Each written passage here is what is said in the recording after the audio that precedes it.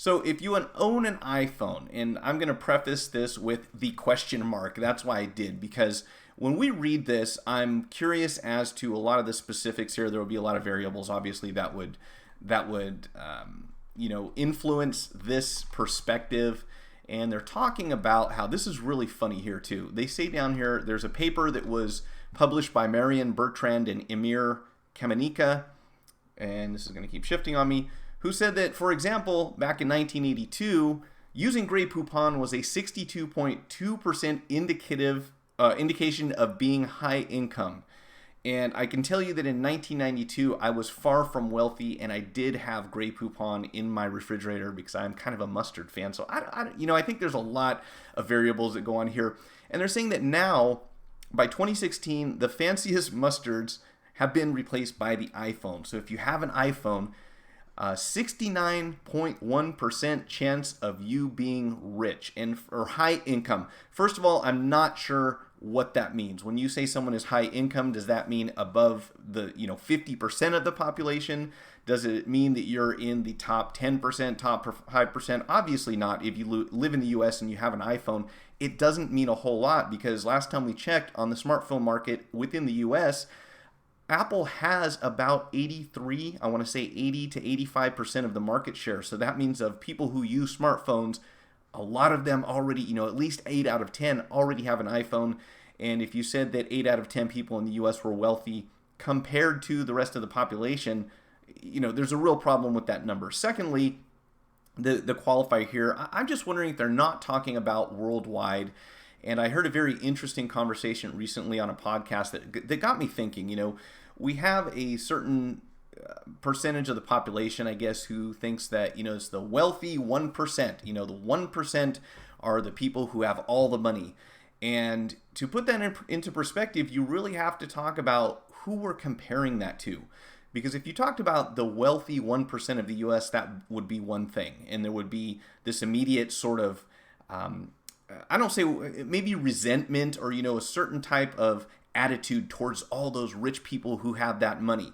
And then if you took a look at the entire world, based on that criteria, pretty much everyone who lives, or the majority of the population who lives in North America, would be considered the top 1%. If you make more than $34,000 a year, you are in the top 1% of income-wise worldwide. So, does that then mean that people in North America have all the wealth and they're the big, the root cause of all the problems out there in the world? I don't know the answer to that, but it makes you think about what this means when they say that if you have an iPhone, you must be rich. That as a statement doesn't really hold a lot of water, I don't think.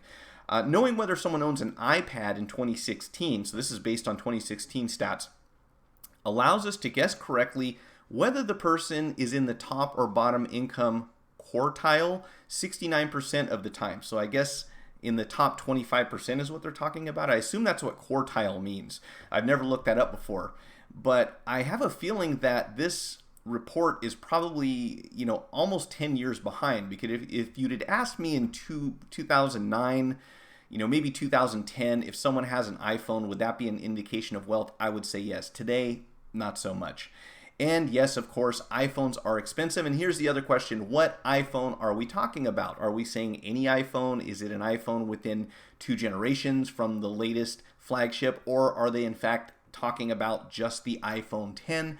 I don't really know the answer to that question. But these kind of headlines, these clickbaity things, they get you to read. And I wanted to dig into this one because it just raises so many questions. And I think the most important one is, of course, after discussing a few weeks ago how important it is to teens and high schoolers to have an iDevice, some sort of iPhone, and what their plans are for the future for their next phone purchase.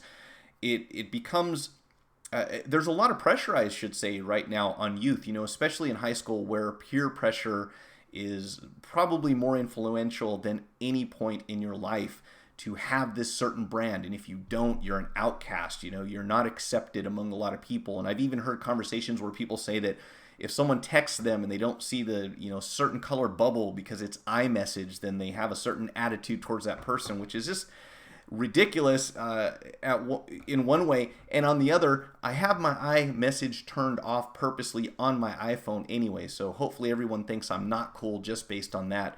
Because one, it's kind of silly, and secondly, what if I don't want iMessage? For me, it causes a lot of problems because when I switch from one phone to another, I stop getting messages because they're all going to my Wi-Fi device, which is obviously a problem. So, yeah, this article, interesting that they conducted a study on this, but personally, I don't think that owning an iPhone, at least in the U.S. at this day and age, really means a whole lot, except that you prefer this operating system.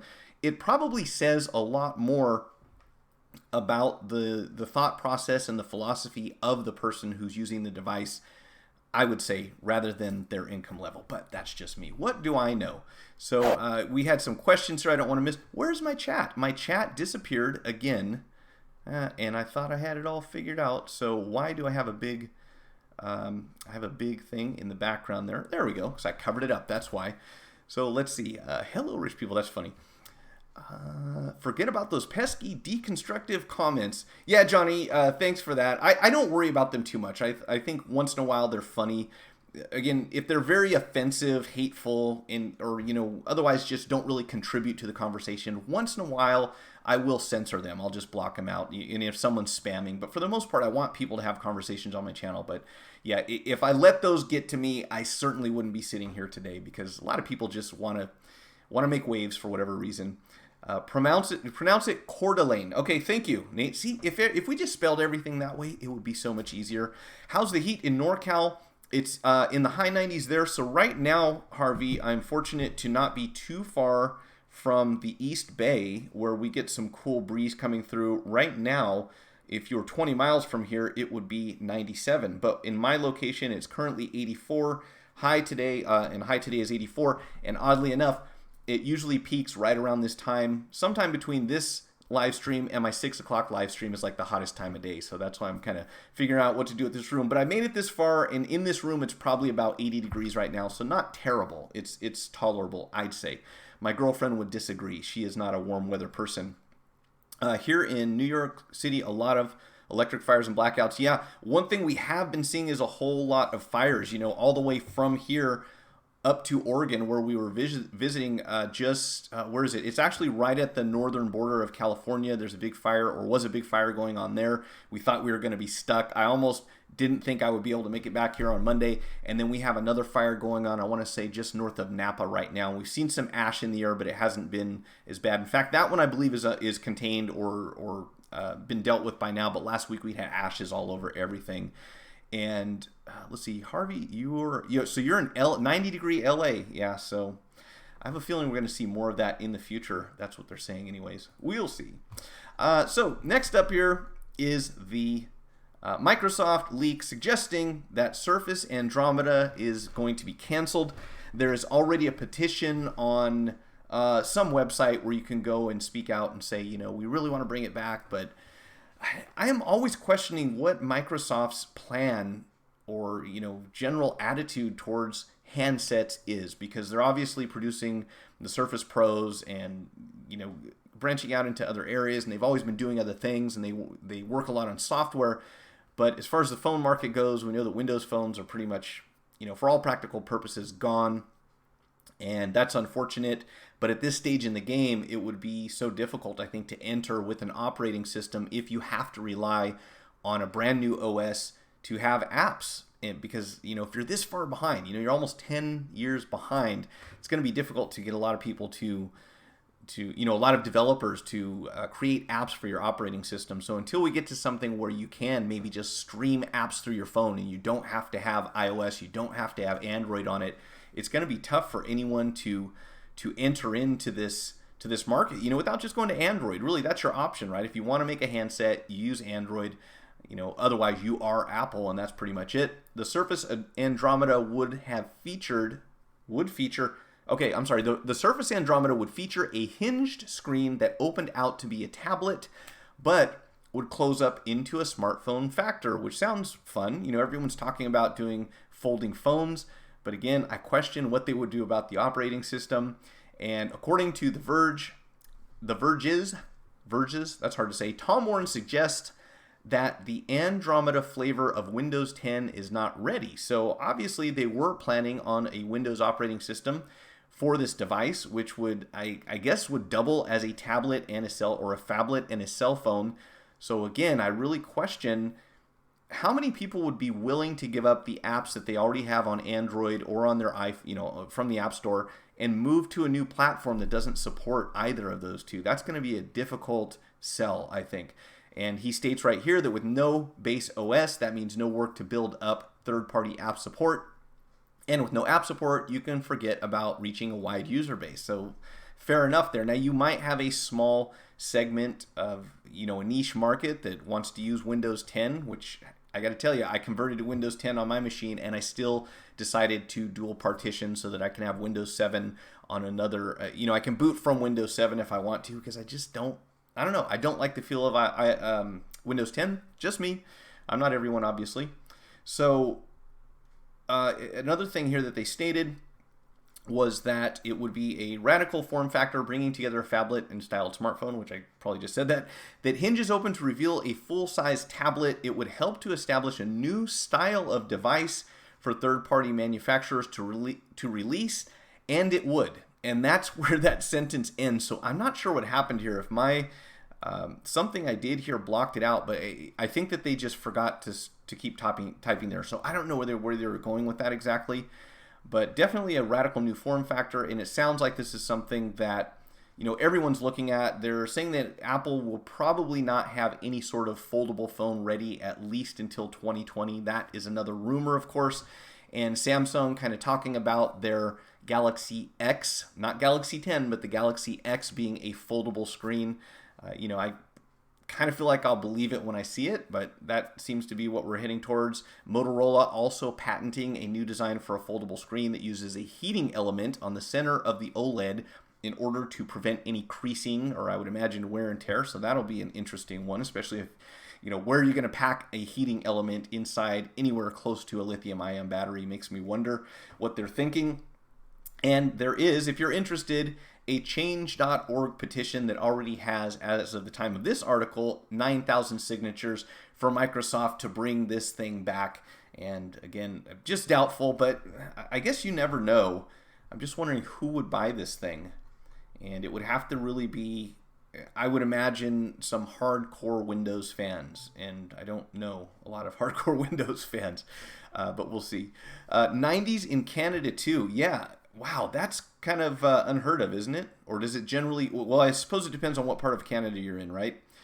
Why do they cancel a product before a closed beta trial? I don't know, Johnny, but I would assume there's got to be some projection, some sort of sales projection that says, yeah, we're going to waste a lot of money, or maybe it just costs too much to develop a prototype. Don't know.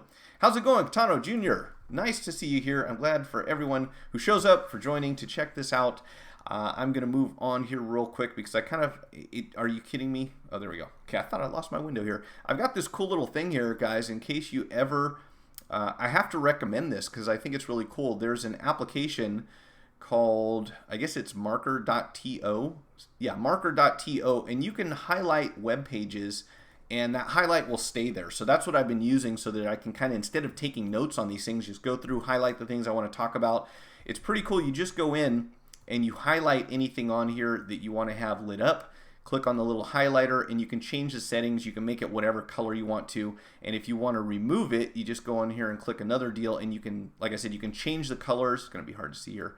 If I want to change it to a different color, I can go in here. You can share your highlighted information that you sent out, or you can go ahead and just deactivate whatever you've turned on. So pretty cool little app I'm happy with. Makes my life a lot easier. Humidex got up to 41C here on Saturday. Well, now you're talking Greek to me.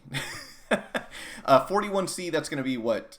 20, wait a minute, 40, 80, 90, what is it, about 90, 95? No, that's 40, 80. Is that about 100 degrees Fahrenheit, I think? I'm just estimating. I think if you take Celsius, double it, and then add 30 degrees, that comes out about right, doesn't it? So 40, 80, that would be like 110 if my calculations are correct. As far as Humidex, I'm not sure where that is. The Nokia 5.1 Plus is landing on July 11th. but you might not be able to buy it. I suppose you really could if you wanted to order it from overseas. But the Nokia X5, rumored to be called the 5.1 Plus outside of China, is going to be announced on July 11th. And of course, we know that Nokia, at least at this point in time, we're not seeing too much in the US. If anything, hopefully they will make some sort of carrier arrangement so that we can get another brand in here, because just having Apple and Samsung, I think, is not good for everyone. You should at least have a few more choices out there. Reached 118 degrees Fahrenheit on Canada Day, downtown Ottawa. Wow, that is crazy. That is insane. So renders of the phone have leaked on Baidu. I don't know how to say it, honestly. Baidu, a different Chinese microblogging site. And I want to say that these initial images here came from another Chinese blogging site, which is called Weibo or Weibo. Again, I'm not sure about the pronunciation there, but that's generally where we get this information. And it reveals a dual lens camera with a rear-facing fingerprint scanner and a notch. So if you must have a notch in your phone, here's one more that you can add to that list of phones with notches, because that is a thing apparently at the moment. Unless you find one of those high-tech devices that has the front-facing camera and Face ID stuff built in behind the screen. Oh, and the loudspeakers or the earpiece speakers also. I guess most phones apparently are going to have a notch for a while. I expect that'll go away in a year or two, hopefully. I don't know. In any case, this is going to be an affordable option, coming in at around the equivalent of $120 US, which is pretty decent for something that is sporting a 13 and 5 megapixel rear camera pair, a 5.9-inch HD plus display, 3000 milliamp hour battery, and an octa-core MediaTek chipset. And that might be the negative here, I suspect. 3, 4, or 6 gigabytes of RAM and a 32 or 64 gigabyte storage. Choice of the two. So that sounds pretty cool. Again, I'd love it. If Nokia wanted to send me this phone, I would be happy to try it out and do a review video and maybe tear it down too. That would be fun. Other than that, the launch date has not been confirmed, so check back, yada yada. And again, if any of you are outside the US and you get a hold of one of these phones, I would be interested to see a review. I am a fan of Nokia. If they've done nothing else, they've made durable phones. And way back in the day, they were on top of the phone market. And, all sorts of weird things have been happening with them. Changing ownership, getting bought out, losing patents, and trying out Windows mobile operating system, which didn't fly. Unfortunate for us. And them, I should say. So the Galaxy S10 will have 5, not 3, not 4, 5 cameras. And we have some information here that's supposed to explain how that works. So I'm going to skip down to the interesting stuff here. This is on bgr.com, which of course you can find the links to all this information down in the video description. So be sure to check that out if you want to read the entire article. Just as Apple plans to release 3 new iPhone models this coming September, it says we're expecting 3 new Galaxy S10 models to debut early next year. According to rumors, there will be a main Galaxy S10, a low-cost entry-level S10, and of course an S10 Plus, because you've always got to have that extra big phone. The S10 is rumored to have a bunch of new features, including the infinity display, smaller bezels, optical fingerprint scanner embedded underneath the screen, which of course will be interesting to see, especially for those of us who are within the repair industry. And I don't know if that's the entire screen or just the lower third or some certain areas. I guess we'll find out when they make the official announcement. The star of the show, it says, is the Galaxy S10 Plus, which has this crazy camera setup. And a new report from Korean language business news site The Bell says that it will have dual front-facing cameras. So 3 cameras on the back, 2 cameras on the front, so that you can have that cool little effect that you do in portrait mode, where one camera focuses on the image that you're photographing and the other one can allow you to have kind of a blurry image in the background. I suspect the purpose is to draw the viewer's eye to the thing that you're photographing and nothing in the background, because you can't really focus on that. And that always got me. I know I'm probably the unusual person here, but I don't like to watch a movie or view a photograph where I can't see the details of everything. It's kind of like the background might as well not even be there if you're going to do that, but just my opinion.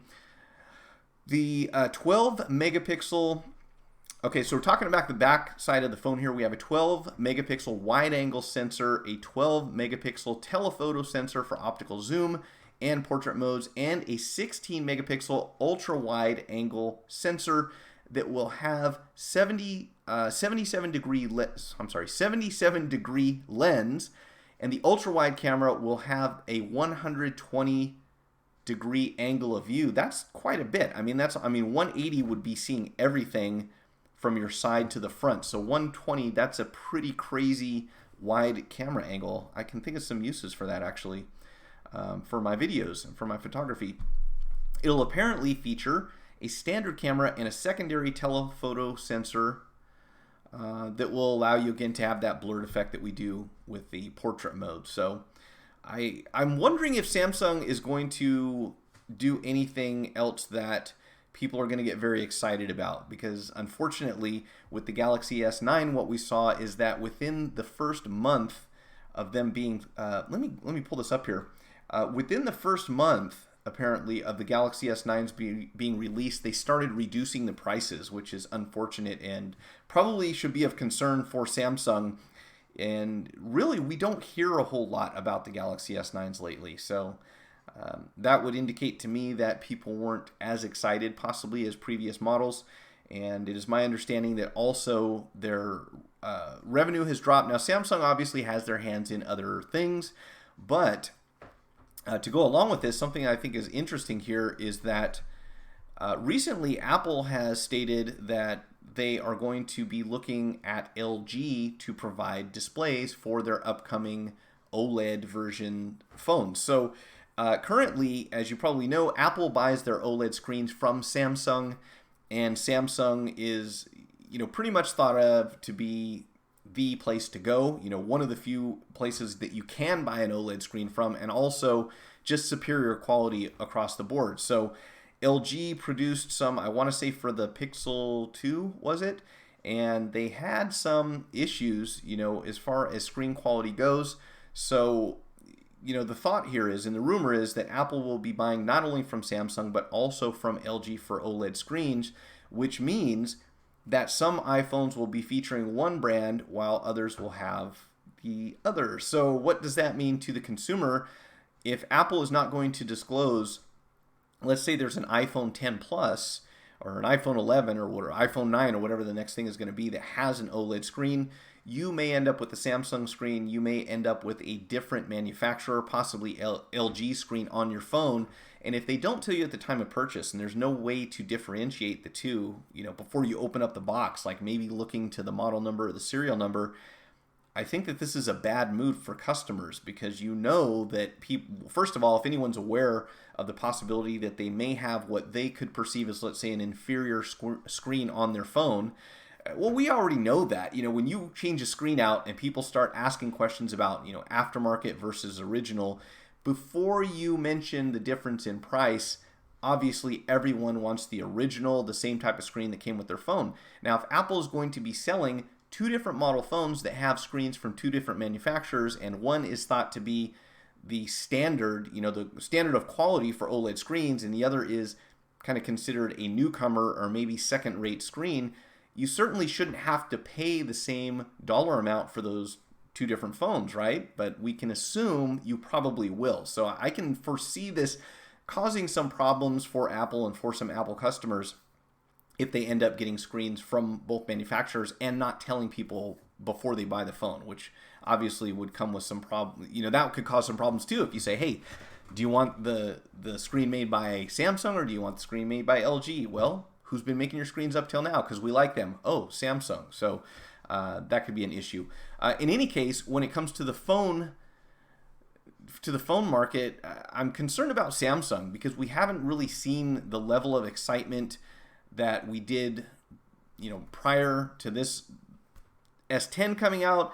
The S9 a little less, the S8 a little less. So it doesn't look like Samsung is really trending towards grabbing more market share, and that's kind of a bummer, I think, because if it ends up, ultimately, I guess we'll all be looking like we're rich because everyone will have an iPhone. Is that the world we want to live in? I don't know. Personally, I guess it just depends on the person.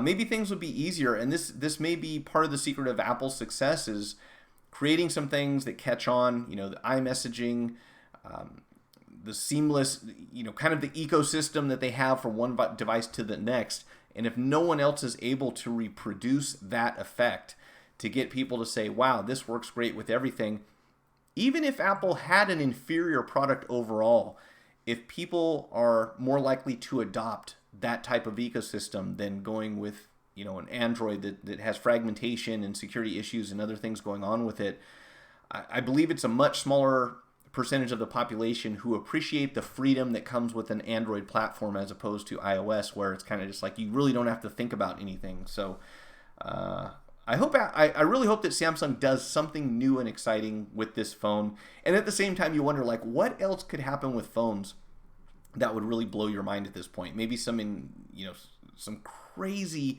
just advanced AR, VR stuff or something like that, or a voice assistant that was a lot more intelligent. That would probably be pretty cool. Let's see, what kind of comments? Yikes, AT&T, the telco who said TV service was going to be lower from DirecTV when they bought another ISP and jacked the price up. Now they want HBO to do better quantity over quality. I was just reading that this morning, Greg, and I couldn't agree with you more. I despise the fact that companies will do this kind of stuff and say it's going to be good for the customer, and is it really? And I had another conversation similar to this just a couple days ago. We were talking about analog versus digital, and this is one of the things that makes me insane about digital phone technology when we talk about the voice spectrum. Is if you haven't noticed, when you're on a phone call and you're on a cell phone, someone else is on a cell phone, both digital at this point, chances are there's a very small delay where your analog sound coming out of your mouth is being encoded into a digital format, sent out to a tower through a switching system over to someone else's phone, and then decoded back to analog. So there's a very slight delay. But when you have that going on both ends of the conversation, if you haven't noticed it, this is one of the things that drive me nuts. I am constantly talking over other people when I'm in a conversation with them, especially when we're both on cell phones. Particularly when we're with a certain carrier, and I'm not even going to say the name, it doesn't really matter. The effect is there no matter what, and if I add my Bluetooth earpiece into the mix, it's like, forget it. You almost have to say over at the end of every statement that you make. And that comes as a result of digital technology, where, back when we had analog phones, you were almost, time-wise, it was almost the equivalent of speaking through a landline. You had just instantly you say something, the person on the other end hears it. And of course, digital has some advantages, but the number one advantage of a digital network is that you can get more customers on a channel at one time. It wasn't like the company said, hey, how can we make the customer's experience so much better? We'll go to digital. It was, how do we get more subscribers into a smaller bandwidth so that we can generate more revenue? And we would hope lower the pricing somewhat. But this is the thing that kills me. Like you mentioned, with AT&T, they go in, they make an acquisition, and they say it's going to be great for customers. And what happens? First thing, they start jacking up prices. Secondly, they're going to bombard HBO with a bunch of, arguably low-quality programming, which a lot of people are kind of accusing Netflix of doing nowadays. They're just pretty much publishing anything. I don't necessarily have a problem with adding content, even if it's not content that you or I personally would enjoy, as long as they're not sacrificing what's already there. So if you like HBO as is, it has good movies, it has a lot of good series. We certainly don't want to see them get rid of any of that to make room for the new stuff that they're putting out there. And yes, I am skeptical as well about that. I just got a message this morning. I should have plugged my phone in so that you could see it. I got a text message from AT&T this morning. I'm going to read it to you. A text message, from AT&T. I have AT&T on my phone. I do not have AT&T for my television services because they don't have any high-speed internet in my area at this time. It looks like you have a balance on your account. Try our newer, smarter autopay, which automatically adjusts your payment when you have a balance. I don't know what that means. I guess they just auto debit. Is that what they're talking about? Go to AT&T.com to update your autopay settings. Yeah, so I guess they want to get me into autopay, which I'm okay with not having autopay. I get a notification to pay my bill, and I pay it. But yes, I am very skeptical about taking these big companies and merging them together so that they have no less competition in one way or another. But it makes sense that AT&T would want to get into programming that people enjoy, and HBO is certainly an exception. When you look at television in general, broadcast TV, cable TV, it has just continued to degrade in quality, in content that people want to see, which explains a lot about cord cutting and going to streaming services where you see what you want, where you want. You don't have to choose from a lot of garbage that you're not interested in. So yeah, I'm wondering about that one myself. Let's see. About to do microsolder for the first time and going to try to fix my HDMI TV port that I messed up.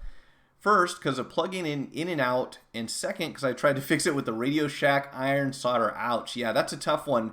And I've had a lot of people ask me about soldering equipment. I actually have a video, and I'm sure you have your stuff by now, but for anyone who's out there wondering, there are soldering irons that start anywhere from like 110 watts. It was 110 volts, sorry, not 110 watts, but very low wattage output, like I want to say like 20, 30 watts, and they aren't going to generate sufficient heat for a lot of the stuff that we work on, especially now. Here's the big problem, and you guys probably know, but if anyone who doesn't, one of the big challenges in soldering is that we've pretty much outlawed lead practically. So we know that leaded gasoline, lead in paint, lead in all sorts of other building materials is carcinogenic. So we had things like baby cribs that were painted with lead paint, which obviously is a terrible idea because babies like to teethe on rails and stuff like that. So we pretty much started getting rid of lead back in the 70s.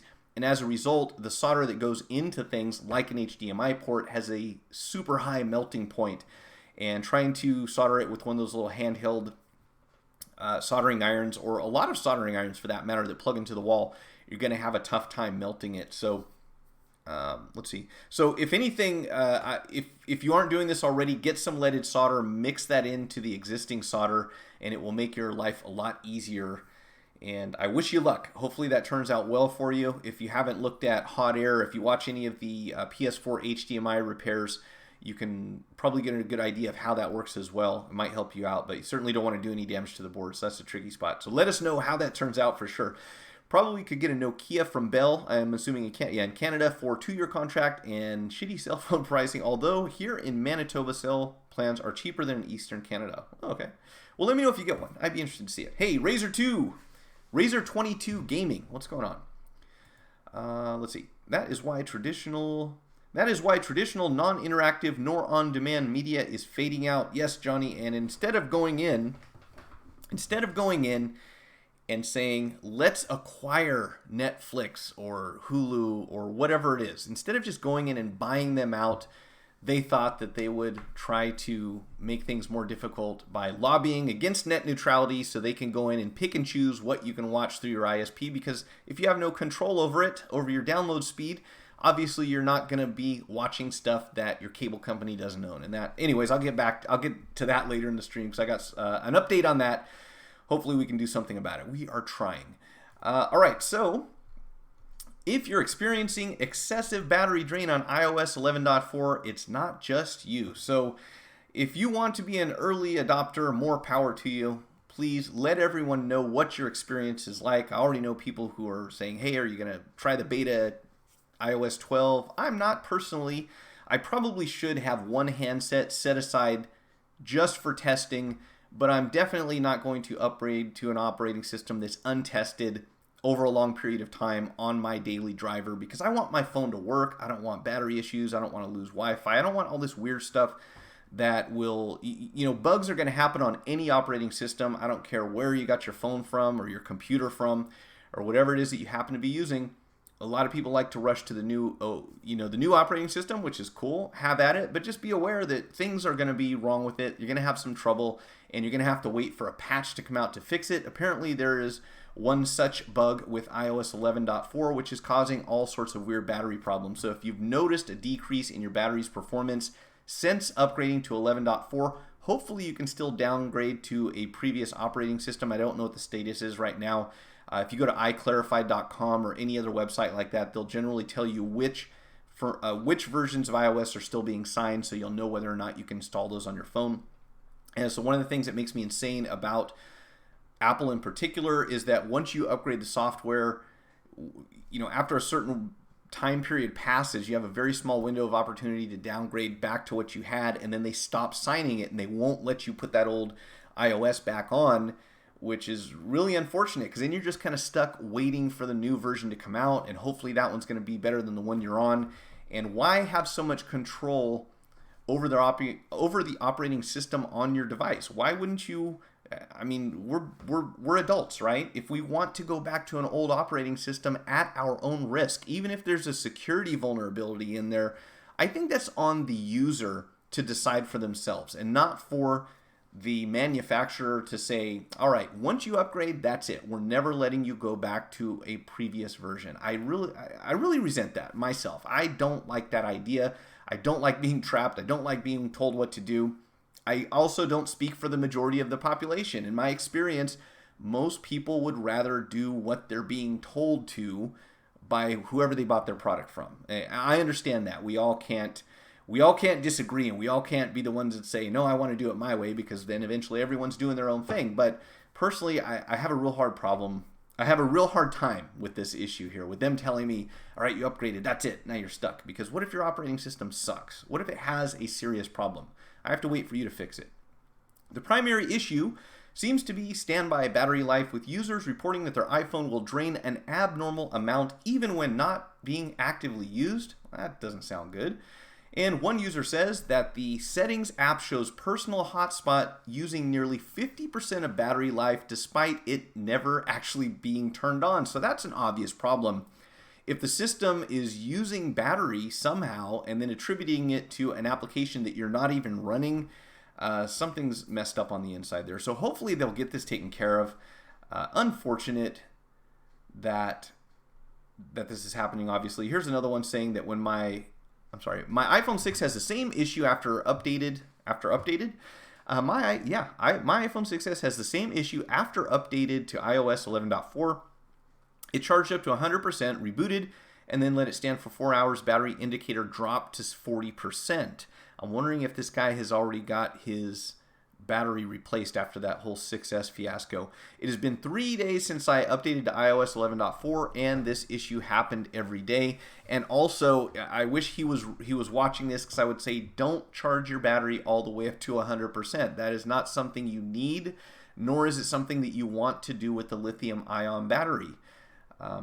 After you get past about 90%, you're not adding a lot more battery standby time to the phone, and in fact, you're forcing the battery to charge at its highest point, which really isn't healthy for lithium-ion batteries. And if you happen to be using your phone while it's plugged in and charging, that's not really a good idea either, because when we're running applications and we warm up the battery's temperature, that is not the best time to charge the phone. Probably not when it's 110 degrees outside either, now that you think about it, right? Hey, John Cassidy, how's it going? Glad you could join us. Let me back up here and see if I missed anything. iOS 11 is the only signed version of OS being signed for devices deemed iOS 11 capable. Thank you for that, Greg. I didn't want to take the time to check it, but you did, so good to know. So you can, I assume, still downgrade to iOS 11, which is probably a good idea if you're on 11.4 right now until they get this battery problem figured out. Now, I don't know if it affects only certain devices, so I guess just go according to how your phone is behaving. They mentioned an iPhone 6s here, and I think that's about the only one that they really... there's iPhone 6, iPhone 6s, and I have this sneaking suspicion that we're only going to be talking about phones that are older than the iPhone 7, because that's another thing that we tend to see with new versions of Apple's operating systems on their handsets, is that they do a lot of the research necessary to make sure that their flagship and usually one generation behind will be okay with. And then for the older iPhones, that's not really a priority to figure out if and how these are going to work properly with the new operating system. And if they don't, they can go back and patch it later on, which, is okay. But if you've got an iPhone 6s and it's working, you should be able to keep that phone.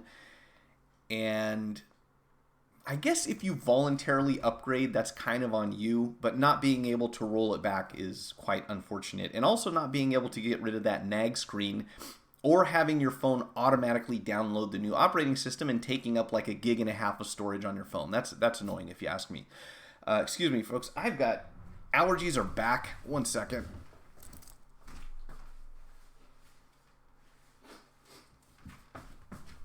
I thought the season was over, and this morning I looked like I had one red eye because of this stuff. I don't know what it is. I'm allergic to something here. Why iOS cannot be side-loaded as with Android? Oh, that's going to be a tough one to answer. Technically speaking, Johnny, but long story short is there's no way Apple's going to let anyone have anything of theirs on anything other than something they make. That's the short answer. They purposely do not allow that thing to be signed or installed or copied. You can't put OS X onto a computer any more than you can put iOS onto a handset or a tablet, and I would expect that will never change. Again, technically speaking, I can't explain to you how because I don't know the specifics, but I know that Apple has made that choice consciously to prevent that from happening. Good evening, Piano Sam. What's going on? The title of the stream intrigues me. Good. Well, I don't want you to have to go all the way back to the beginning, but you'll have to hear the article in its entirety. But long story short, they're trying to say that if you own an iPhone, chances are you're rich, and I have issue with that statement, but we had a little discussion about that.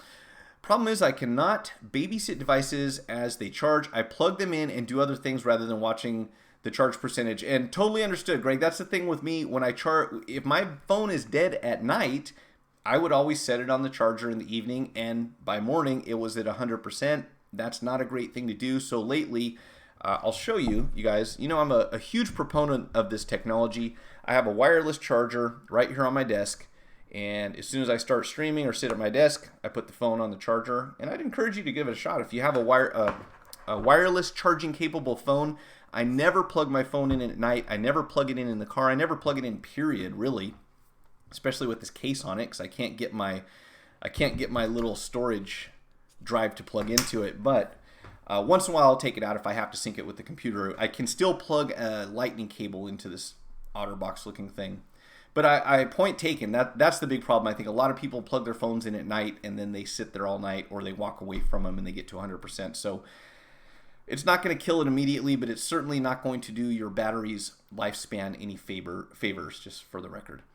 You lost count on how many times I deleted iOS 11 file on 2 iOS devices there. Yeah, this makes me insane. And, you know, if you really think about it, your count, if you have a limited internet plan from your ISP, every time you download that 1.5 GB or 2 gigs or whatever that operating system is when you're on Wi-Fi, because your phone will only do it when you're on Wi-Fi, you're using up your data. And to me, that's ridiculous. And I did the same thing. I was close to full on my iPhone 7, so I had to go in and delete the freaking operating system every other day. And it's crazy.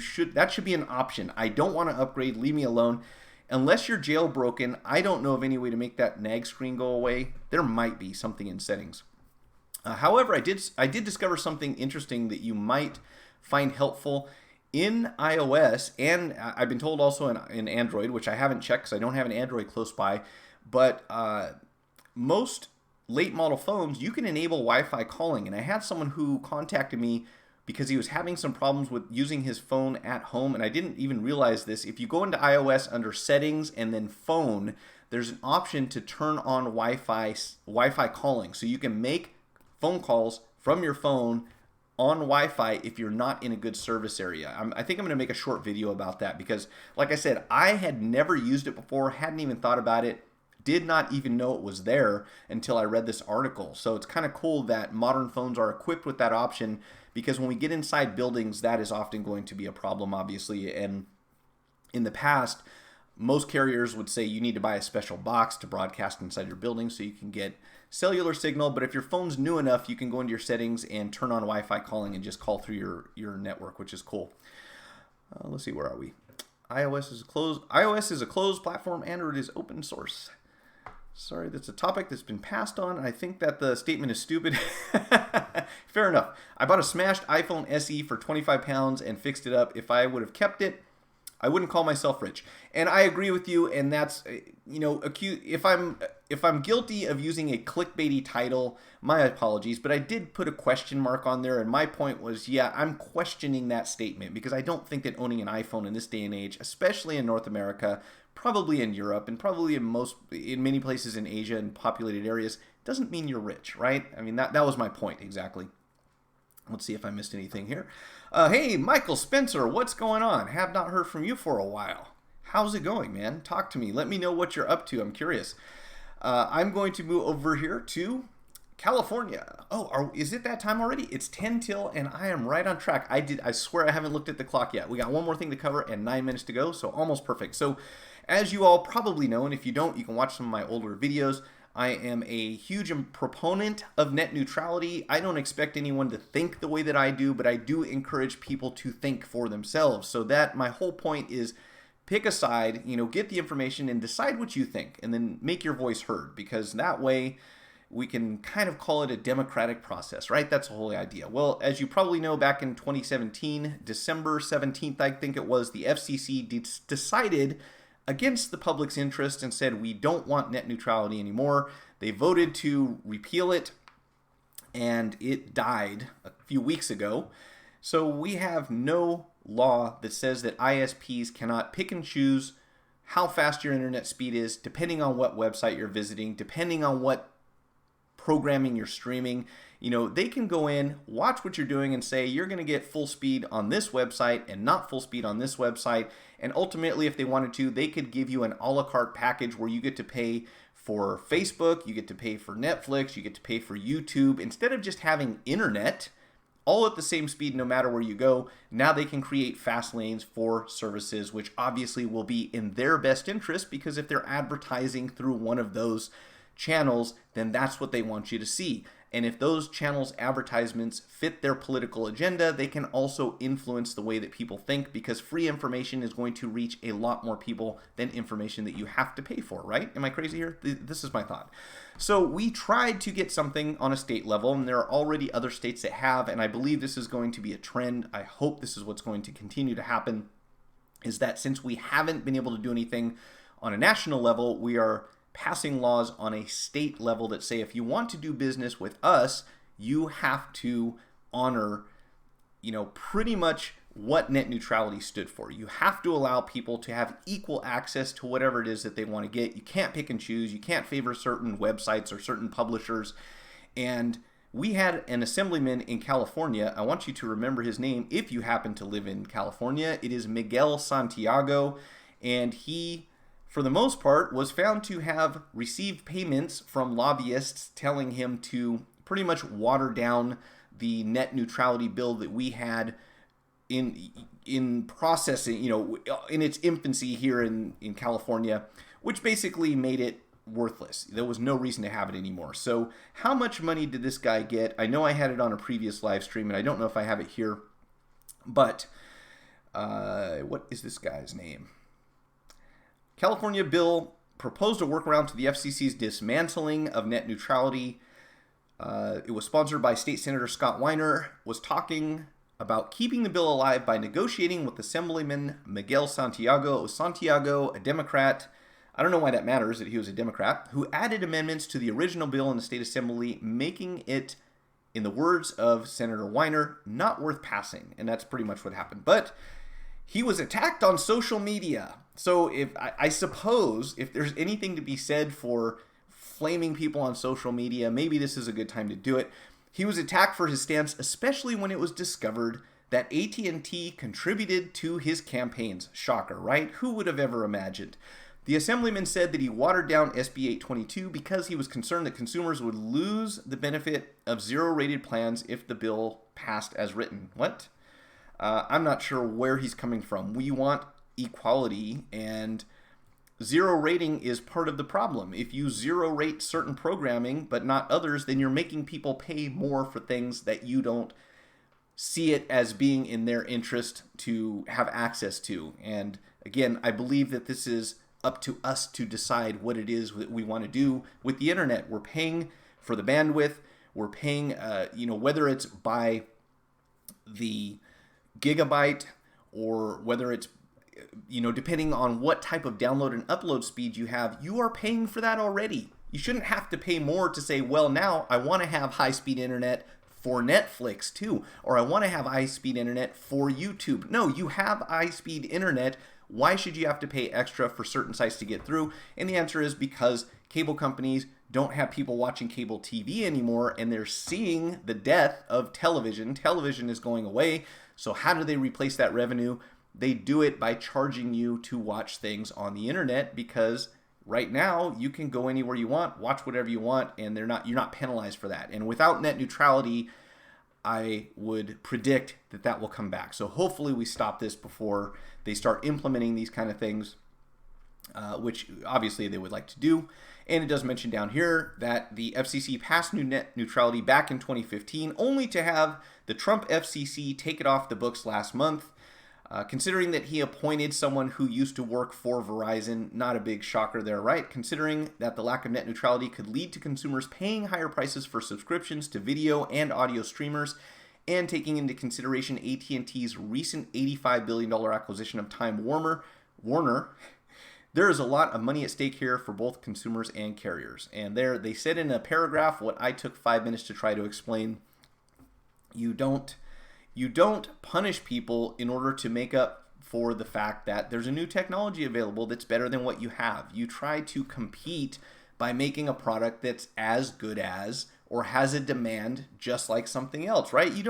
If you're in business for yourself, you don't go and try to shut down other people's businesses. You try to offer a product that people want to buy from you. And I think they could solve this problem, at least on some level, by doing that, rather than saying, well, we're just going to make it hard for you to get what you want. It's ridiculous. In any case, not bad. Michael, still at the new shop we talked about. Cool, man. Good to hear. I'll have to swing by next time I'm out that way. They must be Gizmodo graduated. What? Oh, you guys are talking about something else completely. The issue with so-called battled bills is that there will... Hold on, let me try to read this again, because I'm not very good with reading. The issue with so-called battled bills is that they will stall as long as until the next term election approach and use it as a bargain chip. I agree, and this is another thing about these. Unfortunately, I mean, we have to work with what we have, right? But a lot of these are made for the wrong reasons. When a politician says, hey, I'm going to back this thing that we think is great, obviously, if we didn't, then they'd be backing something else, right? So what does it come... at some level, that's what politics comes down to, right? You're going to benefit monetarily. So some big company is going to donate a bunch of money to your campaign, and you're going to support their cause. Or B, you're running for re-election, and you know that what voters want is what you have to do, or at least say that your stance is in agreement with what they like. And then after the election is over with, we see a lot of unfulfilled promises. I'm not saying anything that's not common knowledge. That's kind of the way it works, right? Again, it's disappointing that people, with rare exception, it seems that very few people who care about the greater interest of the public want to be politicians. It's not something that a lot of people aspire to, and I don't really blame them. And they kind of get a bad rap across the board anyways, from the beginning. The Gizmodo people are the ones who blindly defended Apple regarding their keyboard issue by bad-mouthing Louis Rossmann opinion. Yeah, and Johnny, one thing about all of these publications, whether it's Gizmodo, BGR, or anywhere else, is that, in fact, you reminded me of something. They write these articles... I should say they have people write these articles, and I'm going to see if I can find it here. One of them's actually hiring. That's what you just reminded me of, if I can get to it. They have a number of different contributors that write these articles, so you have to kind of take it with a grain of salt, because a lot of times you will have a fanboy writing an article, or you'll have someone that hates a particular brand writing an article, and either way, that information is so biased that it's kind of like, what do you believe, right? And within the same website, I will often see, that's not going to work. I will often see two completely different opinions. Someone says that it's Apple's fault, and someone says that it's not Apple's fault, and someone says Apple's the greatest product in the world or the worst, and it really depends on whose article you're reading. Can we get something that's not scrolling across the page here and isn't an advertisement? Because I forgot to resize my image here. Let's go up here. So yeah, I agree, and I see the same thing. I'll see people knocking Apple or see people defending them just blindly. And we also have to keep in mind, I think, that most of the people who write these tech articles are not technicians. They're coming from a consumer's perspective and probably limited experience with any particular device, so they don't necessarily know the history or have hands-on experience from the beginning, from, let's say, from the iPhone 2G all the way up to the iPhone 10. Have they been using every one of those phones and at the same time also experimenting with Android phones? I have my doubts. So take it for what it's worth. They have to be sportsmanship at the business level. They should be. You would think so, right? Just reading scrolling bar. S10 will have 5 cameras. Yeah, so I actually talked about that briefly. Sam, there's going to be 3 on the back, 2 on the front, and the front-facing dual camera setup is so that you can do portrait mode with selfies, which makes a lot of sense. Everything now is selfie, selfie, selfie, right? So I kind of talked about this, I want to say about a year ago, where they had a camera that had, or a phone rather, that had the same resolution on the front-facing camera as they did the back camera, which makes a lot of sense, right? I mean, because how many people's pictures that they take are using the rear-facing cameras nowadays? I would venture to say probably somewhere less than 50% overall. That's just my guess. Quite a few. Here in New York City, they are going to terminate the speed camera program because they are not renovating the budget for it. What? I don't think I've ever taken a single selfie. Yeah, I don't take a lot of selfies either.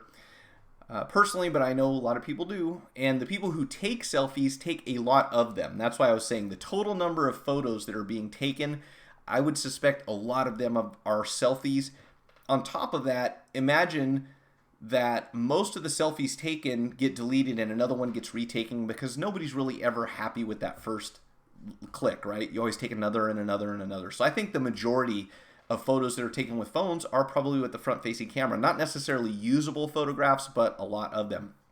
On the back, they have got, gosh darn it, you guys are going to make me go back here. You'll have to watch the stream from the beginning, but it's going to be, let's see if I can find it, because everything is roughly 10 minutes apart. So if you go to about the 20-minute mark, I'm going to say 30-minute mark. Yeah, if you go to about the 30-minute mark, you'll see that we're discussing this article. And of the 3 rear-facing cameras, one of them has like a super wide angle. All right, so 12 megapixel wide angle sensor, 12 megapixel telephoto sensor for optical zoom and portrait mode photos, and a 16 megapixel ultra wide angle sensor that is 170 degrees wide. So that is the reason apparently for the 3 cameras on the back. And with that, we're done. So let's see, any more questions here, guys? I'm going to hang out in the chat for a little while, and then I'll be signing off, going all P20 Pro. Yeah, sounds like it, right? Thanks, everyone, again for joining me. I greatly appreciate your presence, your comments, and your likes. If you haven't hit the like button yet, please do so. I'm going to see if I can have some kind of contest here on likes one of these days. But I'll be back Thursday at 6 p.m. as usual, and then again here 2 p.m. Pacific Standard Time next week. Have an awesome one, and I will talk to you later.